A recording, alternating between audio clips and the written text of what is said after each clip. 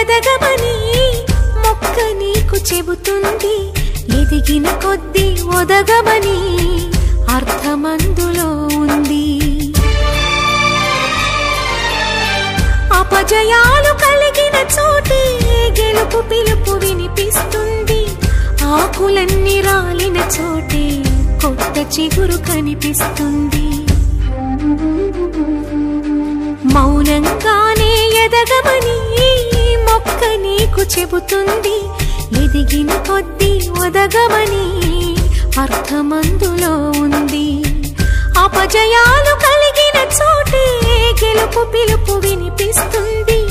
ఆకులన్నీ రాలిన చోటే కొత్త చిగురు కనిపిస్తుంది.